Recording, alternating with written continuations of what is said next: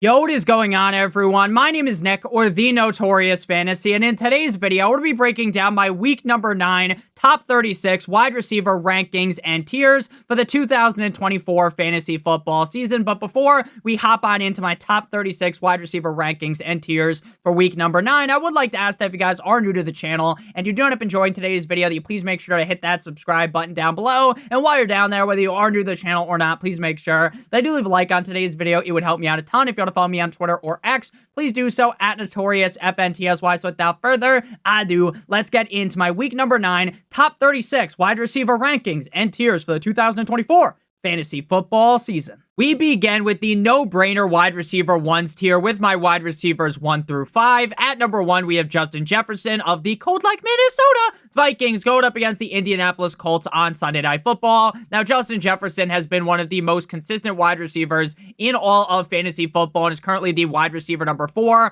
on the season in PPR up against a Colts defense that cannot stop anyone. I expect Justin Jefferson to take them out back and whack them. Pause. So Justin Jefferson should be a top 5 wide receiver on the week. Next up, we move to my wide receiver number 2, Ja'Marr Chase of the Cincinnati Bengals, going up against the Las Vegas Raiders at home in Cincinnati. Now, Ja'Marr Chase without T. Higgins definitely gets a bump up because the targets are basically guaranteed to be a little bit more hefty. He saw 11 targets last week, 9 receptions, 54 yards, and a touchdown. I believe he beats that out and finishes as a top 5 wide receiver this week. This is a great matchup, just like the Vikings matchup up against the Colts. So I expect great success out of Mr. Ja'Marr Chase. At number 3, we have CeeDee Lamb of the Cowboys going up against the Falcons in Atlanta. Now, despite the fact that the San Francisco 49ers were beating down on the Dallas Cowboys all game long, CeeDee Lamb and Mr. Dak Prescott combined for a masterclass in garbage time. CeeDee Lamb was the wide receiver 1, scoring 40 PPR points, 17 targets, 13 receptions, 146 yards, and 2 touchdowns. While I definitely do expect him to cool down a little bit, this is the kind of matchup where the Cowboys show up, right? They're going up against a Falcons team that isn't the greatest. Sure, they're a solid team. They are below, or I would say above average team, not below average, but they're not a great team. They're not one of the best teams in the NFL, and this is the type of a game where people look at the Falcons' record, and they'll be like, oh, the Cowboys are going to lose, and then the Cowboys are going to beat the brakes off of them, right? And the people will be like, oh, the Cowboys are back, right? And then they go ahead and play the Eagles in week 10 and they get absolutely clowned on. So this is the kind of a game where CeeDee Lamb drops his nuts in the mouth of the defense. So I like CeeDee Lamb as a top 5 wide receiver. Next up, we got AJ Brown of the Eagles going up against the Jaguars. Now the Jaguars are another one of those matchups where it's a cupcake matchup. I know AJ Brown definitely was a letdown last week. Prior to last week, he was a top 7 wide receiver in every single game. Last week, he was the wide receiver number 33. I'm not going to panic here. I feel great about this spot up against the Jags to close out the top tier here. The no-brainer wide receiver 1s. We got Amon-Ra St. Brown going up against the Green Bay Packers in Lambeau. Now, last week, just like with AJ Brown, Amon-Ra St. Brown was, obviously, he was a little bit worse. He really shit the bed as the wide receiver 51. Now, the problem was the Lions were up by so much up against the Titans early on that they didn't have to put the pedal to the metal, right? They could run the ball out a ton. Amon-Ra St. Brown only had 2 targets. He scored a touchdown. I think there are much brighter days ahead. He's not going to get 2 targets every single week. He should be seeing 6+, 8+ in a majority of matchups. And if Jordan Love Me Tender, Love Me Sweet is good to go, like is being potentially reported, I feel great about Amon-Ra St. Brown and what could be the highest scoring game of the week. Next up, we move into the slightly lower tier, no-brainer wide receiver 1s, headlined by Drizzy Drake London of the Falcons going up against the Cowboys. The Cowboys have one of the most fraudulent defenses in the NFL, and I think Drake London is going to take advantage of that. Now, just like AJ Brown, just like Amon-Ra St. Brown, Drake London is also coming off of a stinker as the wide receiver 63, but prior to that, he was the wide receiver 8, 15, and 2 over the last 3 games prior to that. He's currently the wide receiver 6 on the season. Kirk Cousins is looking great, so I do feel very confident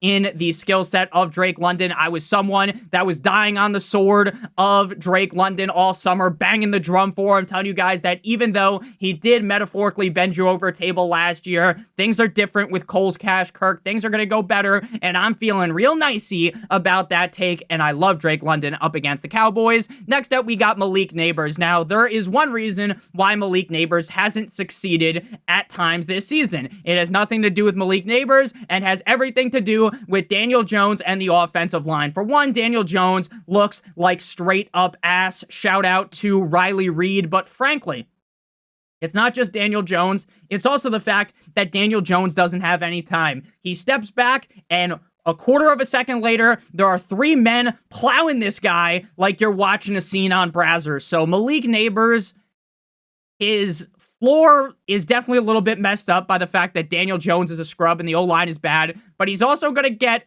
12 plus targets in any given game. Last time he played the Commanders, he destroyed them as the wide receiver 3. So I do feel a bounce back is coming for Mr. Malik Neighbors. Next up, we got Tyreek Hill going up against the Buffalo Bills in Buffalo. Now, Tyreek Hill might have been one of the worst picks in fantasy football drafts as of right now, to no fault of his own because his quarterback got hurt and then everything went tits up. Now, Tyreek did have Tua Tagovailoa back last week, and Tyreek was just the wide receiver 35. Typically, Tyreek doesn't have his best showings up against the Buffalo Bills, but the problem is with that is Tyreek Hill's amazing, and we know that in any given game, all it takes is literally one ball to connect, and Tyreek Hill is running 80 yards directly into the end zone or a slant across the middle, and Tyreek takes that, ties the defender's shoes around his ankles, and runs directly into the end zone, right? So again, while I'm not going to sit here and pretend like I love the matchup for Tyreek, because historically up against the Bills, he hasn't been the best in a Miami Dolphins uniform, but I do believe you can't really rank him lower than this. Next up, we got scary Terry McLaurin of the Commanders. Left hands up. Who are we? The Commanders at the New York Football Giants. Now, Terry McLaurin has been a guy for years that I've talked up, right? And year after year after year, I have been wrong. Not because Terry McLaurin is some absolute scrub, but because the quarterback play was letting him down. The quarterback play was holding him down and drowning him, right? But now the quarterback play actually being good, and honestly better than good, I would say great. Shout out Tony the Tiger. Terry McLaurin has been dominant 50 Shades of Grey style. He is a locked and loaded top 24 wide receiver in any given matchup, and up against the Giants defense, I feel even more confident inside of the top 12. Next up at number 10, we got Mr. Puka Nacua, the Samoan sniper himself, going up against the Seattle Seahawks. In Seattle, the Seahawks defense, another one of those, smell that? They smell like shit. They're terrible. No bueno. They did not live up to expectations. But Puka's dealing with a knee injury that was re-aggravated, I believe, on Thursday. Same knee that he's been dealing with. There is, according to head coach Sean McVay, there is nothing structurally wrong with his knee, and he will be questionable. My expectation is that he's going to do everything in his power to be ready to roll, and that's the mindset we have. So I assume he's going to suit up. Now, this probably means they're not going to go pedal to the metal. They're not going to go 100% with Puka and have him out there his normal amount of snaps, right? They're going to use the just the tip approach. They're going to ease him in. But you can be eased in up against the Seahawks and still put them in the walls of Jericho. So Puka Nacua, while this might not be his best game of the season, last week he was the wide receiver 15 coming off of the injury, and I think he does get slightly more snaps this week, and I love the matchup, so frankly, I can't rank Puka lower than this. Next up, we got Puka's teammate Cooper Kupp, also going up against the Seahawks, in case you didn't know. Wide receiver 25 last week, he definitely looked more banged up when you compare him to Puka Nacua, which was shocking because basically everything reported was that Cooper Kupp looked fine, just like he did back in the day when him and Matthew Stafford were eating breakfast together to beat out Robert Woods, right? And it was like, okay, Cooper Kupp's looking great. Then we definitely have to rank Cooper Kupp ahead of Puka Nacua, right? And then Puka Nacua obviously outscores him. Though, again, Cooper Kupp's probably going to get eased in slightly more. But again, when Cooper Kupp plays, when Puka Nacua plays, these are two wide receivers that you want in your lineup. It really isn't much of a discussion. Next up, we move into the high-end wide receiver 2 tier, beginning with Mr. Devontae Smith, the Slim Reaper. Now, when it comes to Devontae Smith, he's a very interesting player because in terms of his skill set, he should be ranked higher, right? Based upon how good of a player Devontae Smith is, but he has to get buried down the rankings slightly because A.J. Brown is ahead of him, right? In terms of the pecking order, A.J. Brown is a guy that's going to see more targets basically every single game than Devontae Smith by a couple. So Devontae Smith does have games that are down bad where he's just not as involved. There's going to be be games where he only has like 4 or 5 targets. Just a couple of weeks ago, up against the Giants, he only had 2 targets.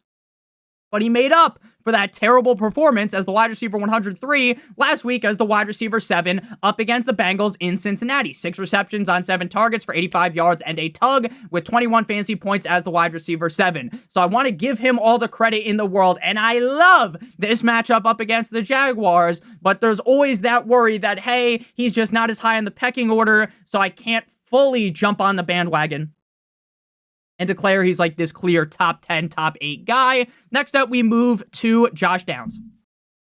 Now, obviously, I do not agree with the move of benching Anthony Richardson for Joe Flacco. Now, I'm definitely more of an Anthony Richardson truther than most. I believe the upside is there. They just need to tap into it. Once he's able to actually complete passes at an acceptable rate, I think he's going to be very good. But the thing is, for fantasy football, Joe Flacco being under center helps this offense out a ton because Josh Downs and Joe Flacco are a combo like peanut butter and jelly, and it's peanut butter jelly time this week up against the Vikings in Minnesota. If this was a better matchup, right? If this wasn't the Vikings and you say, oh, he's going up against the Raiders, he's going up against the Jaguars, he's going up against the Commanders, he's going up against Dallas, he's going up against his own defense, the Indianapolis Colts, then I would have Josh Downs laying a smackdown brother as a top 8 wide receiver. But because he's going up against the Vikings, and I get the Vikings have gotten cooked over the last 2 games, I have to bump Josh down slightly, but I really do feel confident in him, confident without Anthony Richardson. I think Josh Downs is going to be a league winner. Next up, we got Chris Olave going up against the Carolina Panthers in Carolina. Now, the biggest worry about Chris Olave is just the fact that he gets concussions a lot, and it's the same worry people have about Tua, right? Chris Olave refuses to put on the Guardian cap, and again, I'm not making fun of his injury by any means, so I hope no one takes it that way. I'm not. It's just a legitimate worry.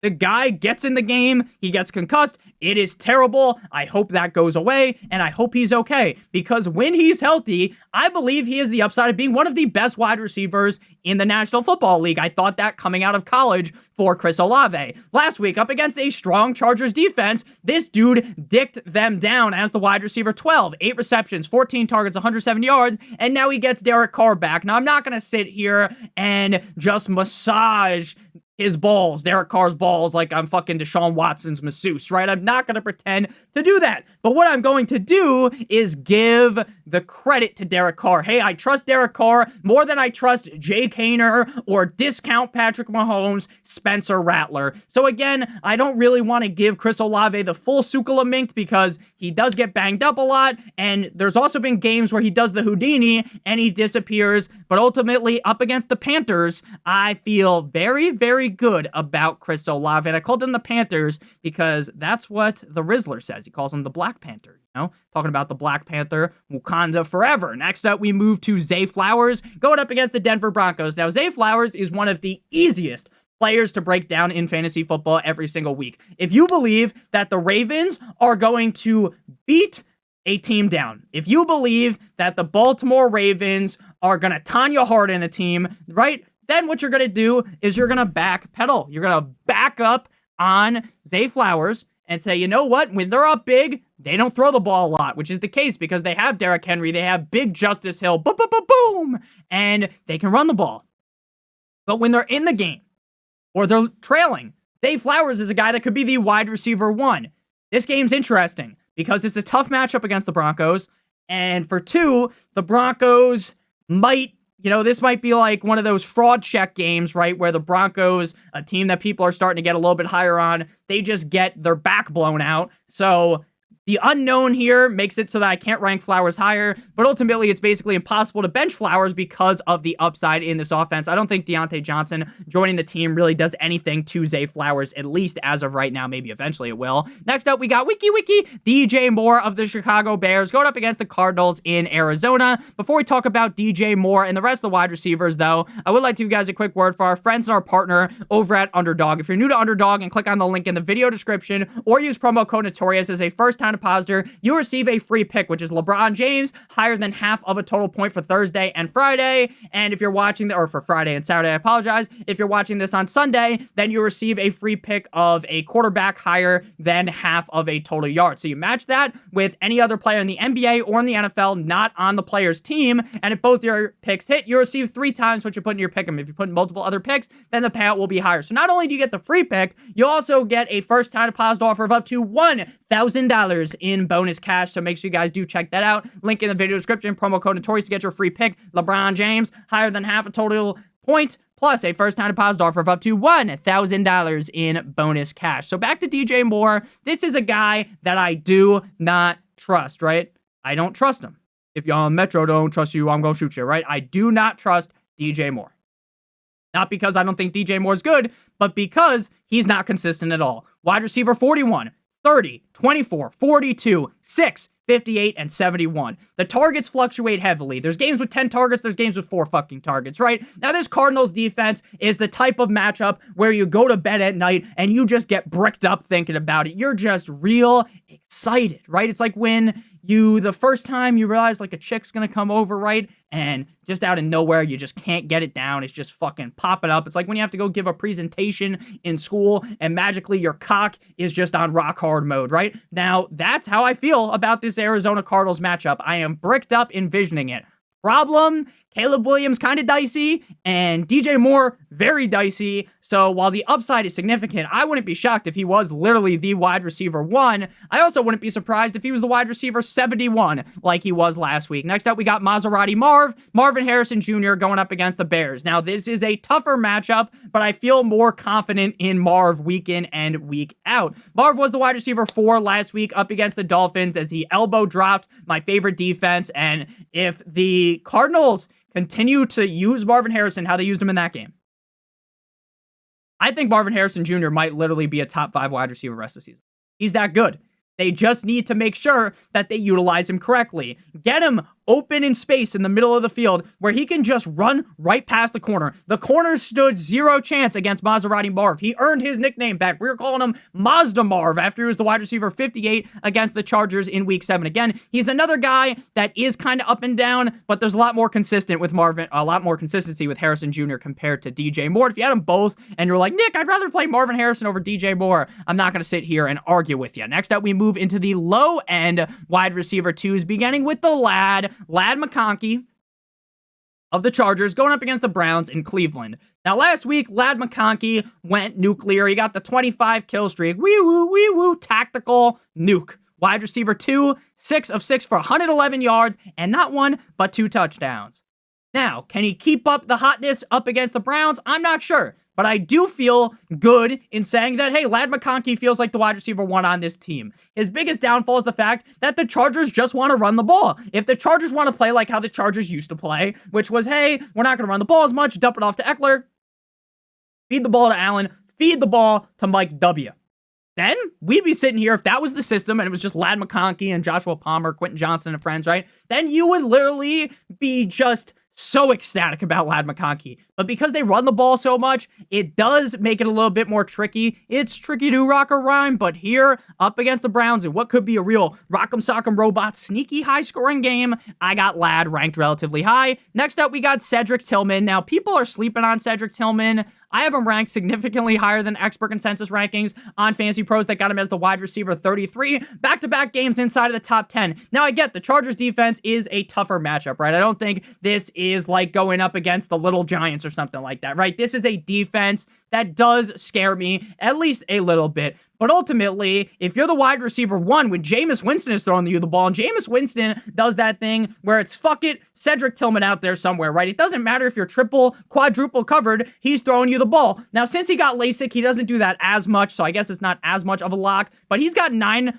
targets in back-to-back games, 9 or more targets. 9 last week, whole game with Jameis, 12 the week prior. He scored 2 touchdowns last week. Again, I don't want to go full on the Cedric Tillman bandwagon, But I think we got to hop on it. We're not going to be the conductor just yet, because I've seen people that were the legitimate conductors where they're calling him the next Puka before the season even starts. So those guys are clearly smarter than me. I didn't think of that, but Cedric Tillman looking a little Puka-y. He's looking a little Mahomey. I don't know, Jim. So Cedric Tillman, I'm feeling real nicey on him. Next up, we move to Darnell. Here comes the Mooney. So Cedric Tillman definitely needs a nickname, because if he's going to be that good, and Darnell Mooney's just kind of mid, and he's got a cool nickname. So Darnell Mooney, think of him in the comments, shoot him my way, and I might just steal one of them. Fuck it, That's just what I do.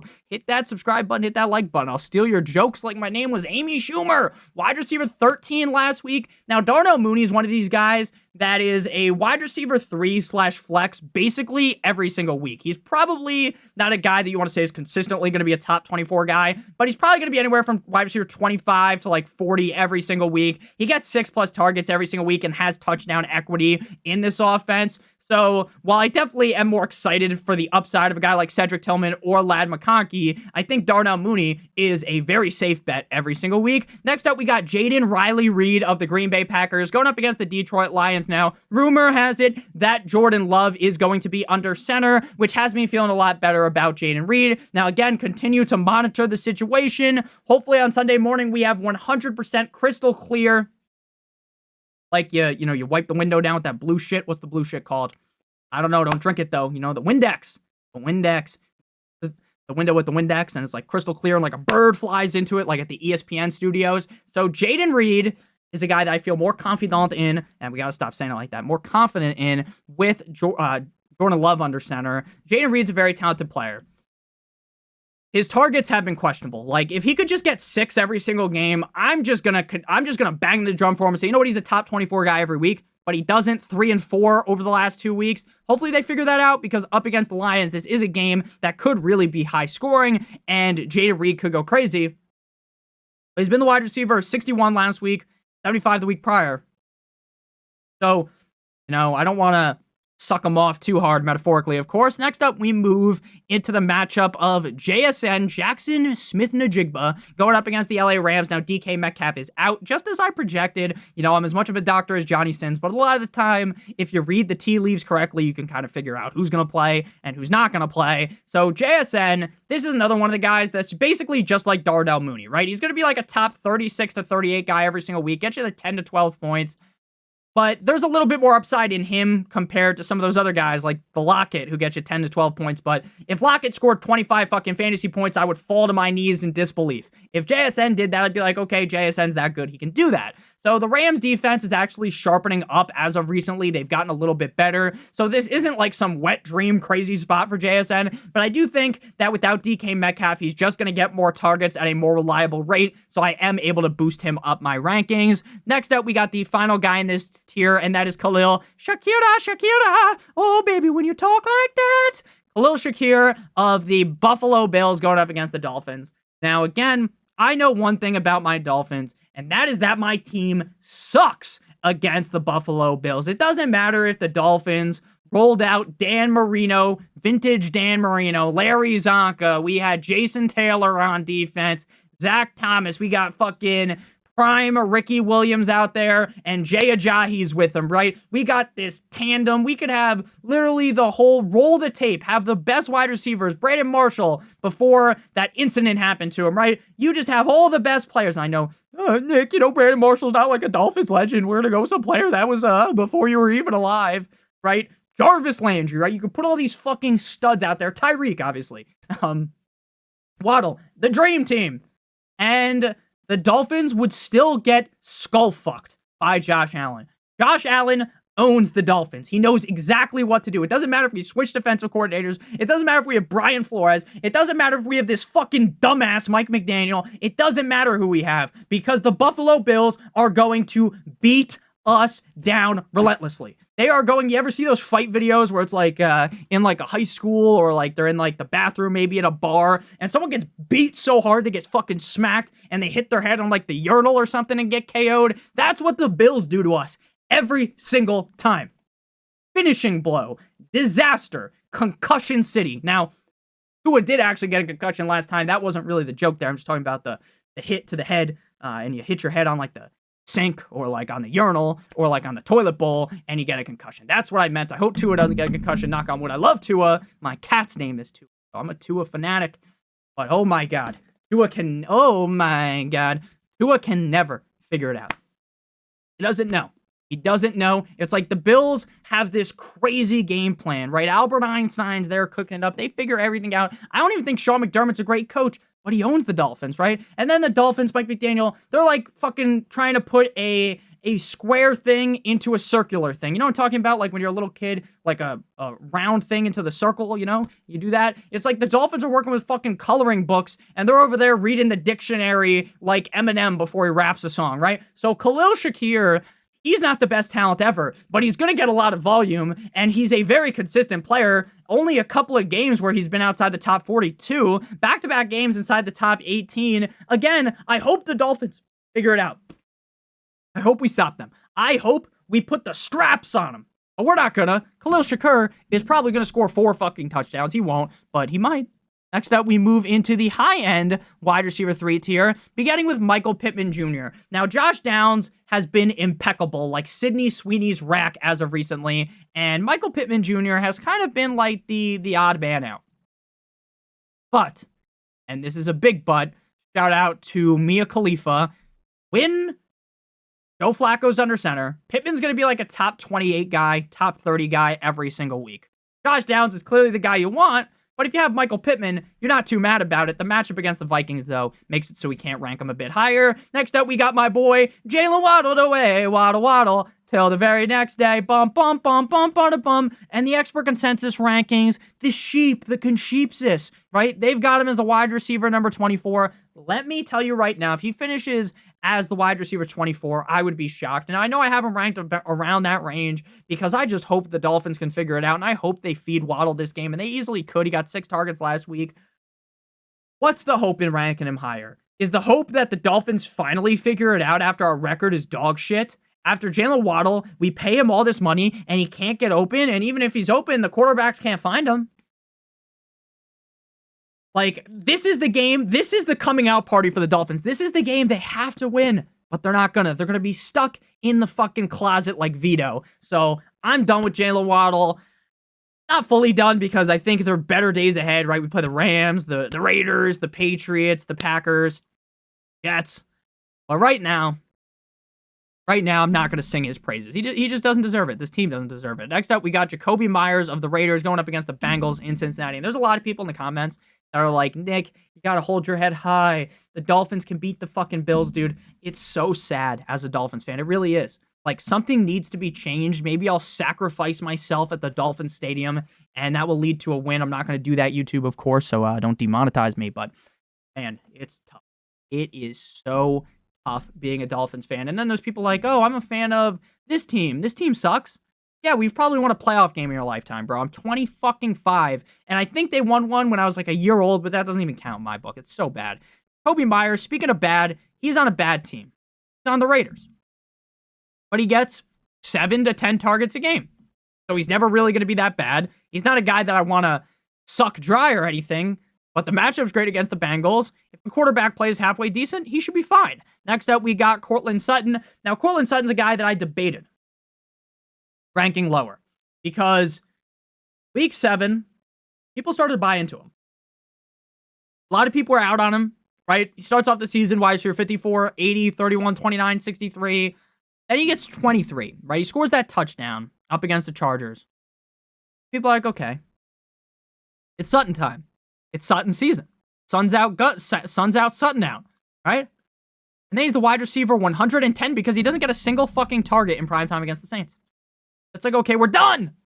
We're done with Courtland Sutton. Courtland Sutton over party. And then he's the wide receiver 21 against the Panthers with 100 receiving yards, 8 receptions on 11 targets. Now, this Ravens defense is better than people give them credit for, but they're not really that good. They aren't that good.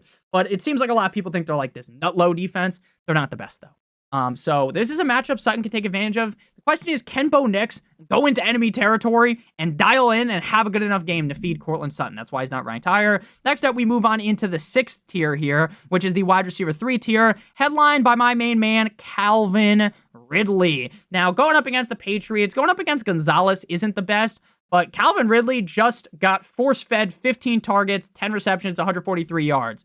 Now, it seems pretty unknown who the quarterback's actually going to be. If it's Rudolph, then we're feeling nicey in this wide receiver 30-ish range. If it's Will Levis, we're dropping him like it's hot down the rankings even further because I don't trust Will Levis at all. Next up, we got Amari Cooper going up against the Dolphins. He is questionable. He's got the Q tag with a wrist injury. I like the spot against the Dolphins. Again, the Dolphins defense sucks cock against the Bills. Amari Cooper's usage wasn't the highest last week, but you can kind of diminish that because the narrative because beat the shit out of the Seahawks. So they didn't really need to use him. So going up against the Dolphins is a good spot. He was the wide receiver 14 the week prior. I think right now we should just kind of leave him in this range. We're not going to bang the drum too hard, but we're going to like him. Next up, we got Xavier Worthy going up against the Bucs. Now, Xavier Worthy saw 8 targets in back-to-back games, but the problem is he hasn't been a top 30 wide receiver since week 4. Now, with the pump up in targets, he should be able to be a lot more reliable, especially up against a Buccaneers defense. So I do like Xavier Worthy here, but let's be honest. If he doesn't take one of those catches and run directly into the end zone, he's probably not going to have a good day. Next up, we got DeAndre Hopkins. Will he play a little bit more? Probably. Could he outscore Xavier Worthy? Yes. But until they fully push DeAndre Hopkins into the offense to where he's getting 8, 9, 10 potential targets, what's the need in ranking him higher? Next up, we got Keon Coleman going up against the Dolphins. Keon Coleman's been a top 16 wide receiver in back-to-back weeks. He still struggles to separate, which is something that a lot of people question coming out of college. But it really hasn't mattered because he's making all of these fucking contested catches. My back is so itchy. Making all of those contested catches, right? Going absolutely ballistic with the contested catches. And it's worked well. He scored touchdowns. Question is, can it keep up? Against the Dolphins, it probably will, though. It'll probably score 5. No? Next up, we got Brian Thomas. Now, Brian Thomas Jr. was 100% in. He'd be ranked higher. Problem is he's close to being a game-time decision with the chest. And they said he was going to be out multiple weeks, and then they say, oh, maybe he's back this week. And what that tells you is he probably won't play. Again, now I'm kind of feeling like maybe he will play because they're saying game time decision, but the game's at 4. So if you don't have another backup plan at 4, so you can't just go from like BTJ, you can't switch to, oh, I got Amari Cooper and BTJ, let me play BTJ because Amari Cooper plays at 1 and BTJ plays at 4. Right? There's not a lot of switch scenarios for you, so that kind of just puts him lower down here. Next up, we move on into the flex tier. Bring the boom! In the flex tier, Romeo Doubs going up against the Detroit Lions. I know, I'm the fucking strongest man on earth. Huge on here. Pause. All right. Wide receiver 46. We got to lock in, dude. This video's going too long. Nick, why are your videos so much longer than other people's? You talk about so much stupid shit in the middle of these videos. I know. That's why some people like it. That's why some people don't like it. Enjoy and you're new, hit that subscribe button.